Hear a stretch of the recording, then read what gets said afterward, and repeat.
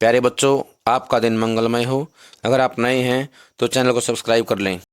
आज हम करेंगे पार्ट नंबर 2 का अगला पार्ट। इसमें बताया गया है पत्रकारिता के अन्य आयाम। कौन कौन से आयाम हैं जिनके बारे में हमें पढ़ना है। पत्रकारिता जो है उसके अलग अलग आयाम होते हैं।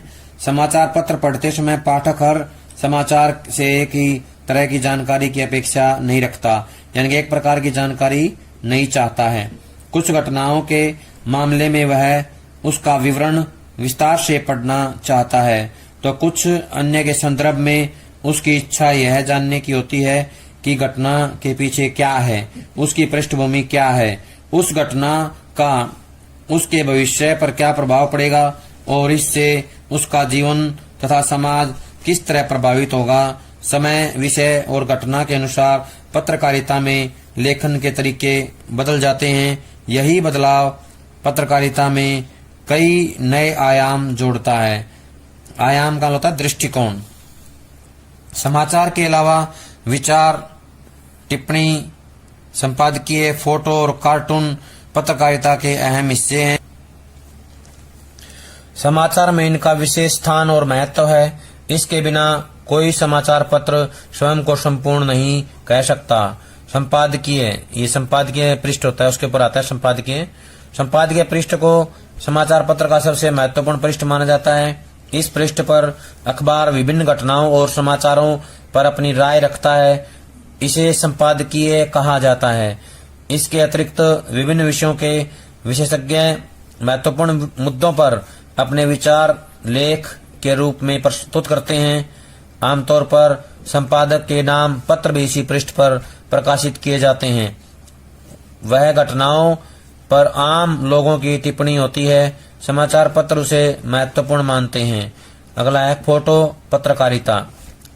फोटो पत्रकारिता ने छपाई की टेक्नोलॉजी विकसित होने के साथ ही समाचार पत्रों में अहम स्थान बना लिया है। कहा जाता है कि जो बात 1000 शब्दों में लिखकर नहीं कही जा सकती, वह एक तस्वीर कह देती है। फोटो टिप्पणियों का असर व्यापक और सीधा होता है।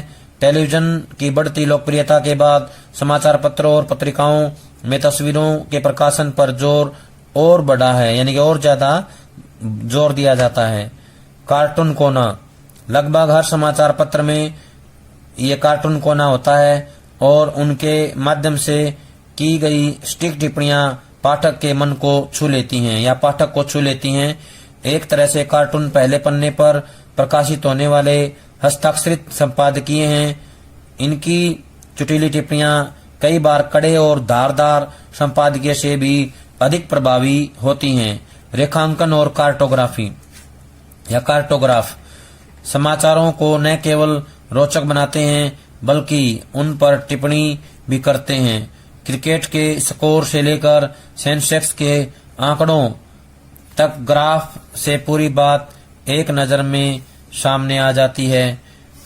कार्टोग्राफी का उपयोग समाचार पत्रों के अलावा टेलीविजन में भी होता है। पत्रकारिता के प्रमुख प्रकार। पत्रकारिता क्या होती है, उसके प्रकार कौन कौन से हैं, ये भी एक महत्वपूर्ण प्रश्न है। सबको इसे याद करना है अच्छे से, ये एग्जाम्स में कई बार आ चुका है। खोजपरक पत्रकारिता। खोजपरक पत्रकारिता से आशय ऐसी पत्रकारिता से है जिसमें गहराई से छानबीन करके ऐसे तथ्यों और सूचनाओं को सामने लाने की कोशिश की जाती है जिन्हें दबाने या छुपाने का प्रयास किया जा रहा हो। आमतौर पर खोजी पत्रकारिता सार्वजनिक महत्व के मामलों में भ्रष्टाचार, अनियमितताओं और गड़बड़ियों को सामने लाने की कोशिश करती है। खोजी पत्रकारिता का उपयोग उन्हीं स्थितियों में किया जाता है जब यह लगने लगे कि सच्चाई को सामने लाने के लिए और कोई उपाय नहीं रह गया है। खोजी पत्रकारिता का ही एक नया रूप टेलीविजन में स्टिंग ऑपरेशन के रूप में सामने आया है। इसी का दूसरा नाम है स्टिंग ऑपरेशन। टेलीविजन पत्रकारिता में इसका ज्यादा इस्तेमाल किया जाता है। हालांकि भारत में खोजी पत्रकारिता 3 दशक पहले ही शुरू हो गई थी, लेकिन हमारे देश में यह अब भी अपने शैशव काल में ही है, यानी कि बचपन में है। जब जरूरत से ज्यादा गोपनीयता बरती जाने लगे और भ्रष्टाचार व्यापक हो तो खोजी पत्रकारिता ही उसे सामने लाने का एकमात्र विकल्प बचती है। अमेरिका का वाटरगेट कांड खोजी पत्रकारिता का एक नायाब उदाहरण है, जिसमें राष्ट्रपति निक्सन को इस्तीफा देना पड़ा था।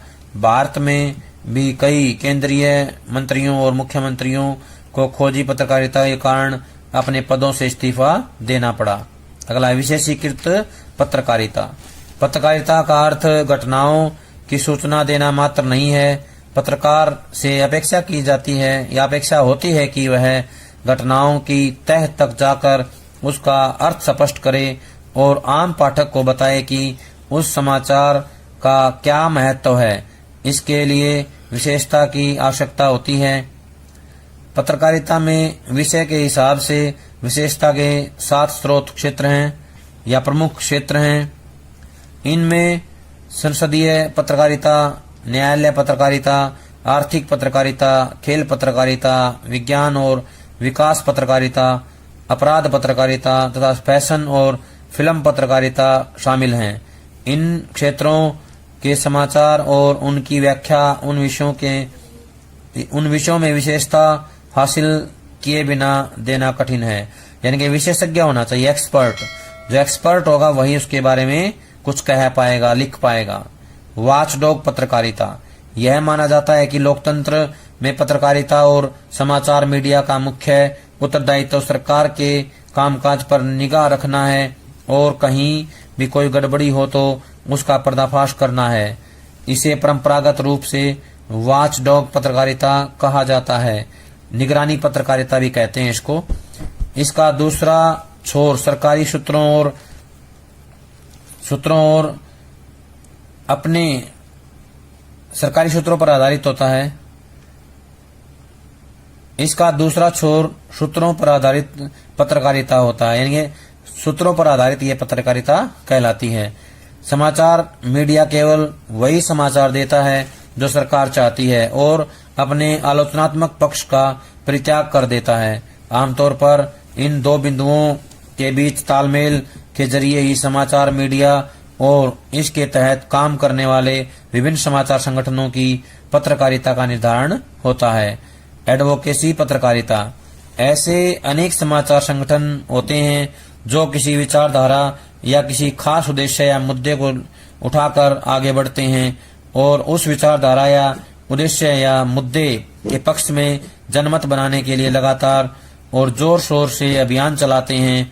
इस तरह की पत्रकारिता को पक्षधर या एडवोकेसी पत्रकारिता कहा जाता है।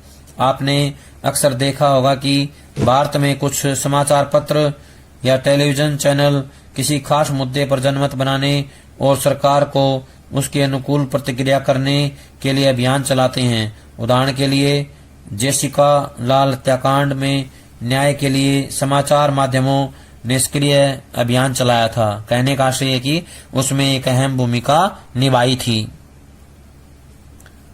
गतिविधि। पत्रकारिता के कुछ खास प्रकार हैं: खोजपरक, विशेषीकृत, वॉचडॉग, एडवोकेसी पत्रकारिता। विभिन्न समाचार पत्रों से इन प्रकारों के 5-5 नमूने इकट्ठे कर फाइल में चिपकाएं और अपने अध्यापक से इस पर चर्चा करें। प्यारे बच्चों, ये सभी को अलग अलग पत्रकारिता के जो प्रकार हैं उनके नमूने जो है इकट्ठे करने हैं और अपनी जो है एक फाइल में चिपकाने हैं। अगला है वैकल्पिक पत्रकारिता। मीडिया स्थापित राजनीतिक सामाजिक व्यवस्था का ही एक हिस्सा है और व्यवस्था के साथ तालमेल बिठाकर चलने वाले मीडिया को मुख्य धारा का मीडिया भी कहा जाता है।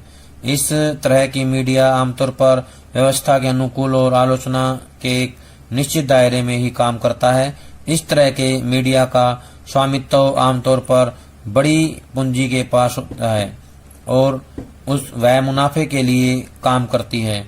उसका मुनाफा मुख्यतः विज्ञापन से आता है।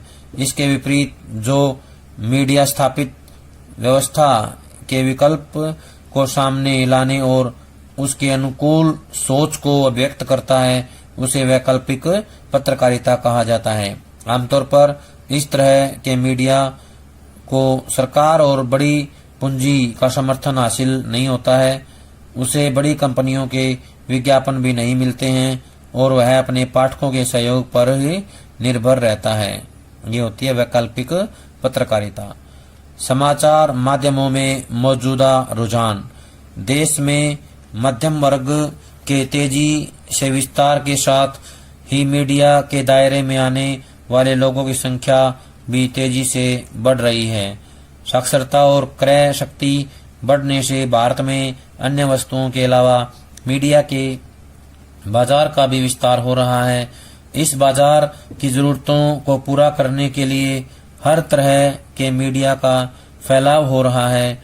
रेडियो, टेलीविजन, समाचार पत्र, सैटेलाइट टेलीविजन और इंटरनेट सभी विस्तार के रास्ते पर हैं, लेकिन बाजार के इस विस्तार के साथ ही मीडिया का व्यापारीकरण भी तेजी से हो रहा है या व्यापारीकरण भी हो गया है और मुनाफा कमाने को ही मुख्य ध्येय समझने वाले पूंजीवादी वर्ग ने भी मीडिया के क्षेत्र में बड़े पैमाने पर प्रवेश किया है। व्यापारीकरण और बाजार होड़ के कारण हाल के वर्षों में समाचार मीडिया ने अपने खास बाजार को आम बाजार में तब्दील करने की कोशिश की है। यही कारण है कि समाचार मीडिया और मनोरंजन की दुनिया के बीच का अंतर कम होता जा रहा है और कभी कभार तो दोनों में अंतर कर पाना मुश्किल हो जाता है। समाचार के नाम पर मनोरंजन बेचने के इस रुझान के कारण आज समाचारों में वास्तविक और सरोकारीय सूचनाओं और जानकारियों का अभाव होता जा रहा है, यानी कमी आ गई है।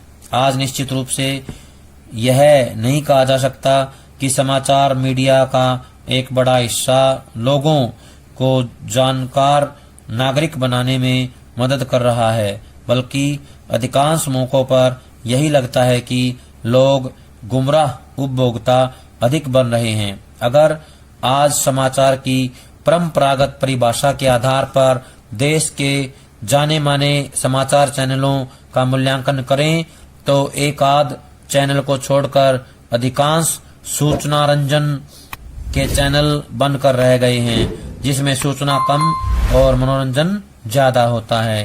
कहने का आशय ये है कि अधिकतर जो चैनल हैं वो केवल मनोरंजन का माध्यम बन चुके हैं, सूचनाएं बहुत कम वहां पे मिलती हैं।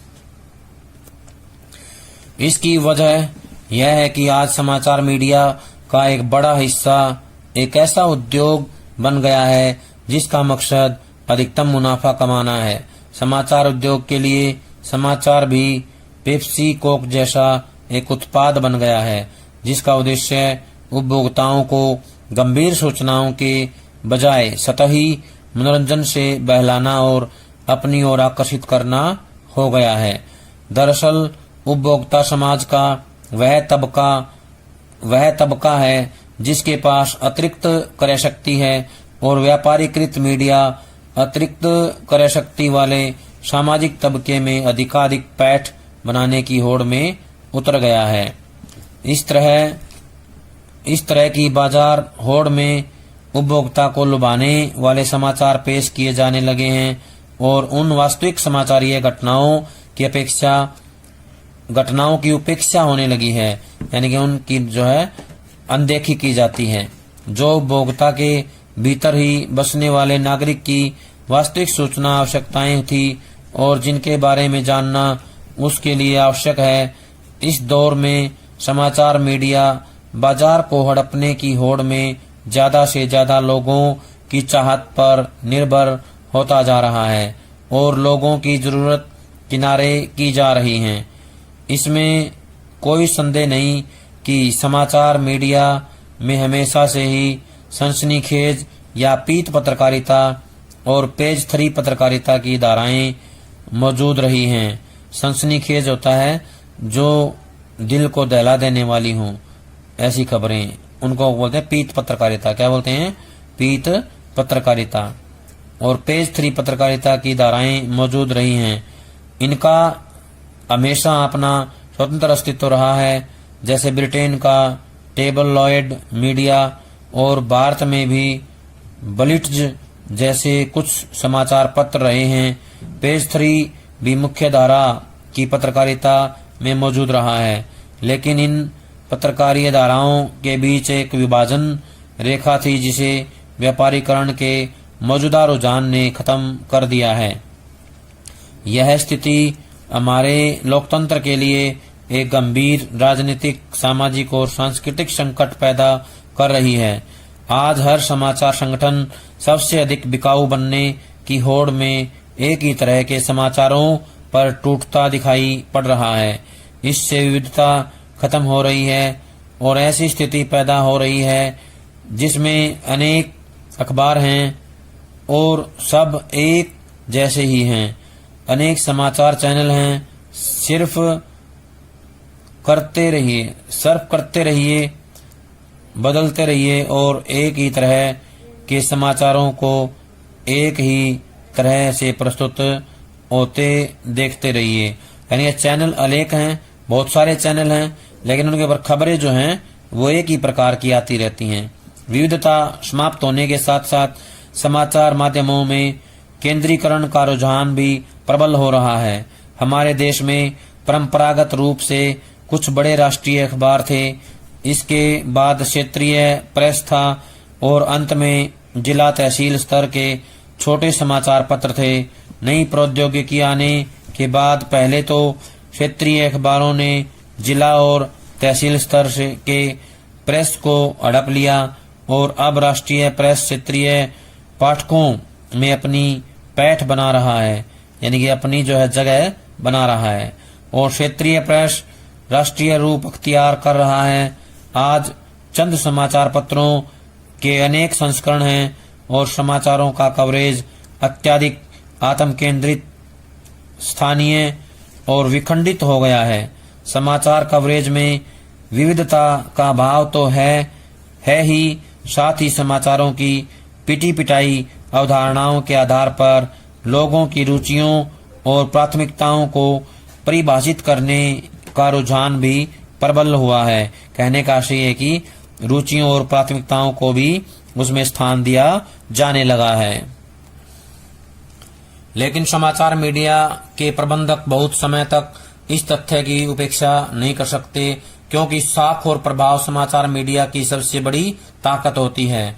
आज समाचार मीडिया की साख में तेजी से ह्रास हो रहा है और इसके साथ ही लोगों की सोच को प्रभावित करने की इसकी क्षमता भी कुंठित हो रही है।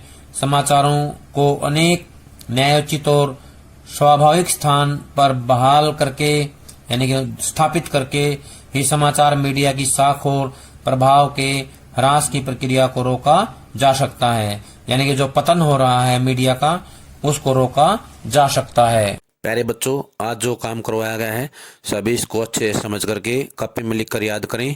सभी का बहुत बहुत धन्यवाद।